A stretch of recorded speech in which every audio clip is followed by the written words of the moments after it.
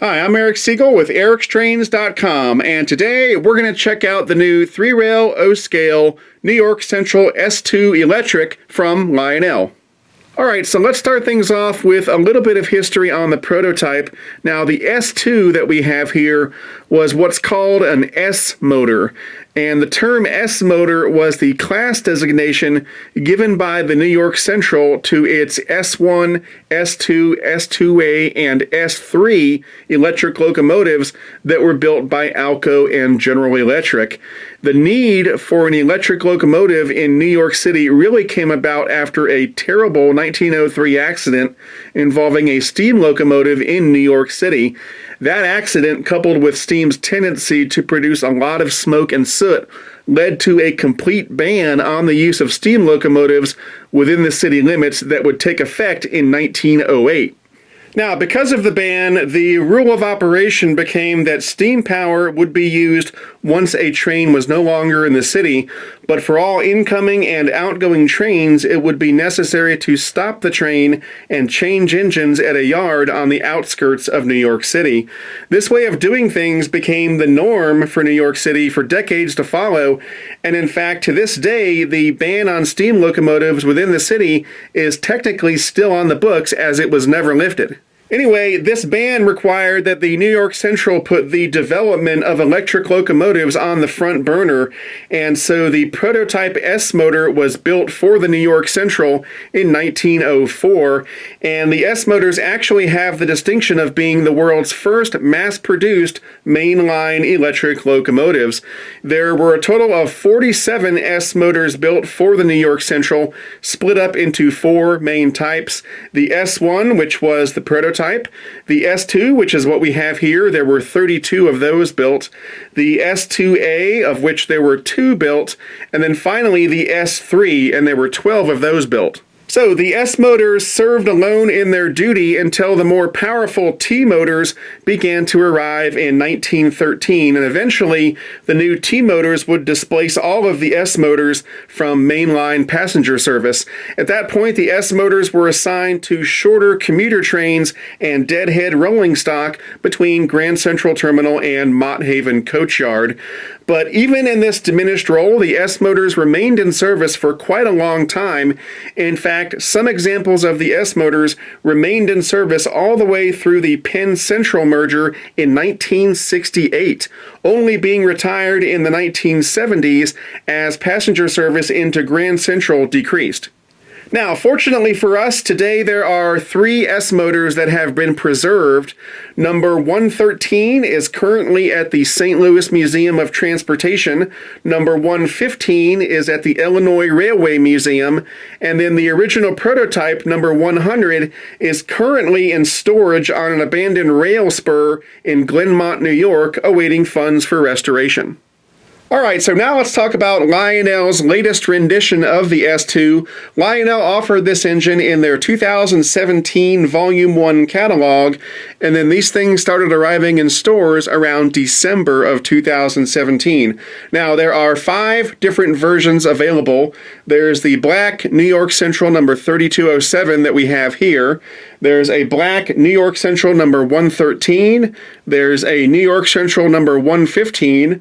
There's a Penn Central number 4710, and then there's a New York Central Lightning Stripe version number 101. Now, of course, regardless of which S2 you purchase, they are all identical on the inside, and they all have the same stats. The length of the engine is right at 10.5 inches. The weight is 4 pounds 6 ounces. This engine has 1 pound 2 ounces of pulling power, which is pretty good considering how small it is, and the minimum required curve needed to operate this engine is 0.36. On the inside, this engine is driven by one large flywheel motor. There is no fan-driven smoke unit because this is an electric. However, we do have the electronics that make the swinging bell possible. You'll see that later in this video. And then, of course, we've got the electronics for legacy command control and legacy rail sounds. As is typical for a legacy-equipped engine, there are 3 ways to operate this engine. The preferred method, of course, is to use Lionel's legacy command system, as that will give you access to all of the engine's advanced features. However, you can also run this engine with Lionel's classic TMCC command system, or you can run this engine conventionally with just a transformer and some track. As we go in for a closer look, here we have one of the pilots, and as you can see, it looks pretty good. We've got some nice steps here. We've got what looks like a brake wheel here, and there's one on the other side. We've got a separately applied coupler cut bar. We've got a couple flag stanchions up here. On the other side of the coupler, there are a couple of MU hoses. You can't see them from this angle, but you'll see them when we look at the other pilot in just a minute. And then, of course, here in the middle, we've got the electrocoupler that can be fired from the Legacy or TMCC remote. Moving up on the front here, we've got a whole bunch of separately applied handrails and stanchions, and those handrails continue up onto the top of the engine. In the middle here, we've got a door that is cast into the body of the engine. It does not open, but we do have a couple of plastic inserts in the windows, and those plastic inserts are frosted so that we don't have to see the wires and electronics that are on the inside of the engine. Here on the side of the engine, there's lots of cool stuff going on. Down below, we've got some die-cast metal side frames and so forth. And if you look at all this stuff up close, it looks really, really good. Right here, we've got some nice steps, and there are drainage holes in the steps. Above that, we've got a legible builder's plate. The lettering on the engine is nice and crisp. There's lots of cast-in rivet detailing going on all over the place, as you can see. We've got some separately applied metal handrails here, and then some metal grab irons on either side of the door and the windows.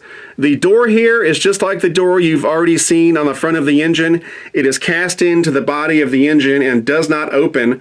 All of the doors and windows have plastic inserts, and some of those inserts, just like on the front door you've already seen, are frosted so that we don't have to see the electronics and motors and wires that are on the inside of the engine, and that's always a nice touch. On the inside of the cab, there's a hand-painted crew figure right here, and there's also one in the same position on the opposite side, and then the interior of the cab is lighted, and that light does turn off when the engine starts moving. Here's a look at the other end of the engine, which of course looks identical to the end we've already seen, including the coupler down here that can be fired from the Legacy or TMCC remote. And then of course here's the other side of the engine, which looks identical to the side we've already seen. Up on top here, we've got an operational headlight with lighted number boards on either side. And then right here is the centerpiece of this entire model. This is the swinging bell, which finally makes its return after an absence of, 7, 8, 9 years, something like that. The last time I saw the swinging bell on a Lionel engine was in the Vision line back around 2009 or 2010 or so. So this is long overdue, super cool. And if you haven't seen it before, what happens is that when you ring the bell with the Legacy or TMCC remote, the little bell here actually swings back and forth in time with the sounds of the bell. It's the coolest thing, and you'll see it in just a minute. Right here we've got one of the 2 pantographs, and it does have a little bit of a spring to it like that. And then behind that we've got some nice cast-in details. Above the cab there's this panel that lifts away. It's held down by magnets, and with the panel removed we've got access to a couple of the engine controls. Let me tilt this forward. Right here is the master volume control for the engine, and then right here is the run program switch that allows us to program the engine into our Legacy or TMCC system. On the other end, we've got some more cast-in details. We've got the second pantograph right here. There's another operational headlight with lighted number boards on either side. And then we've got this little piece here, and to be honest, I don't know what this is. I'm sure some of you guys do, so if you want to chime in and explain what this is and what it's all about, feel free. Here we have the underside of the engine. We've got 2 pickup rollers here in the middle. There are 2 traction tires on this axle here. Here's the sensor for the Lionel LCS sensor track if you choose to use one. And then the speaker for the sound system is right back here. All right, the last thing we're going to do before we start this thing up is BFIMO, best feature in my opinion. Well, best feature this time around is a no-brainer. It's the swinging bell. I am so glad to see it back in action. It's such a cool feature, and they did a really good job with it, and you'll see it in action in just a minute. All right, now it's time to have some fun. Let's go ahead and start this thing up. This is the art office. Do you copy? Roger that. I read you. Over. Get us set up running. Your train will be ready at 17:30. Over. Copy that. Ready to start this trip. Out.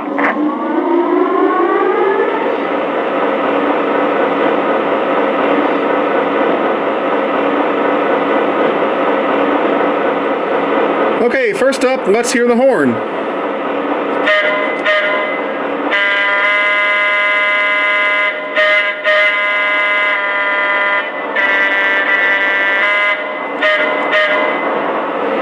The next sound effect I'm going to play for you is the, quote, RPM sounds. Now, since this is an electric, it really doesn't have RPMs.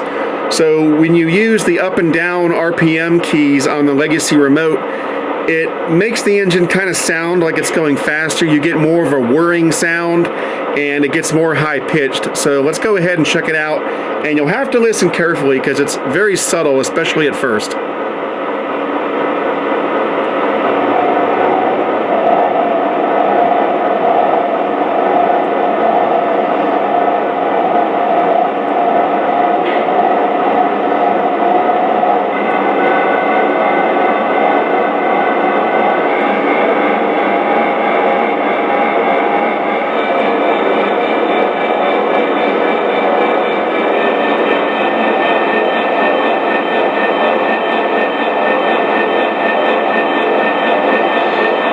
And now back down.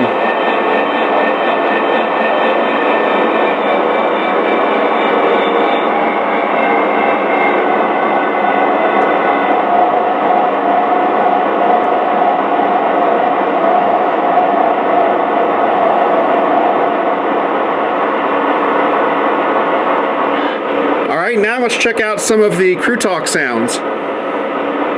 This is the art office. Please hold at your location. Over. Yes, sir. Holding for a signal. Out. This is the art master. You are cleared to depart on signal indication. Over. Clear to move. Thank you, sir. Out. Out. Dispatcher, I'm made up. Can we depart to the main line? Over. Might be a few minutes. Watch for your signal. Roger that. Out. Dispatcher, waiting on a signal. Over. Your route is lined and locked. Have a safe run. Over. Thank you. We have a clear signal. Out. Dispatcher, arrived and standing by. That was a good run. Over. Roger that. Showing you in the clear. Out. Out. All right, now we come to the pièce de résistance, the swinging bell. Now, the way it works is that on the inside of the engine, underneath the bell, there's a magnet, and on command, that magnet moves back and forth, which causes the bell to swing back and forth. It's actually quite simple. So, if I do a single warning strike for the bell via the Legacy remote, here's what it looks like. Pretty cool. If I do a continuous bell via the Legacy remote, this is what happens.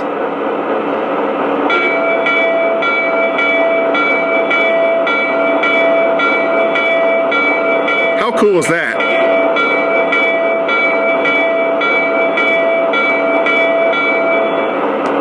Alright, so there you have it, the swinging bell. I can't tell you how cool I think this feature is, and I am so thrilled that Lionel has finally brought it back. And the best news is that this apparently is not an isolated incident, because in the new 2018 Volume 1 catalog that Lionel just released, there's a Penske H10 steam locomotive in there, and apparently it's going to have not only the smoking whistle, but a swinging bell. So, well done, Lionel. Okay, I've got some passenger cars coupled up to the S-2, so let's go ahead and move it out.